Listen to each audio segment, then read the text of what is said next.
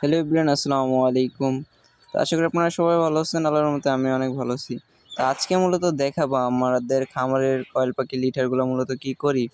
তো আমরা মূলত খাঁচায় কয়েল পাখি পালন করার চেষ্টা করি। তো খাঁচায় পালন করার কারণে আমাদের এখানে লিটারগুলো সব ট্রেতে পড়ে।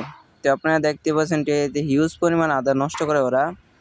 এই যে দেখতে পাচ্ছেন, যদি আমরা দেখানোর চেষ্টা করি প্রত্যেকটা ট্রেতেই হিউজ পরিমাণ আদার ওরা নষ্ট করে।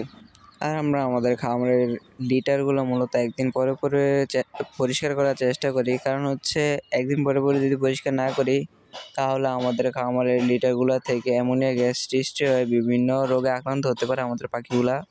তা ওই কারণে আমরা মূলত একদিন পরে পরে খামারের লিটারগুলো পরিষ্কার করি। তো আর আমরা আমাদের খামারের লিটারগুলো একদমই ফেলে দিই না, কারণ হচ্ছে আমাদের একটি পুষ্কুনি আছে, আমরা এই পুষ্কুনিতেই এই লিটারগুলো দিই, কারণ হচ্ছে এই লিটারগুলোতে হিউজ পরিমাণ আদা থাকে।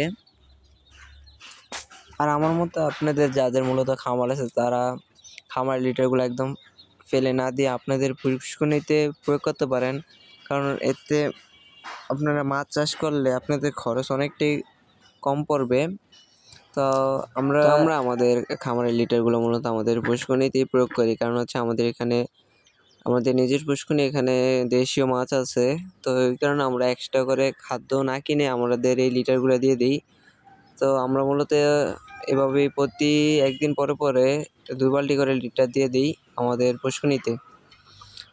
তো আপনারা দিয়ে দিবেন। তো আজকের ভিডিও ছিল এই পর্যন্তই। সবাই ভালো থাকেন, সুস্থ থাকেন। আল্লাহ হাফেজ, আসসালামু আলাইকুম।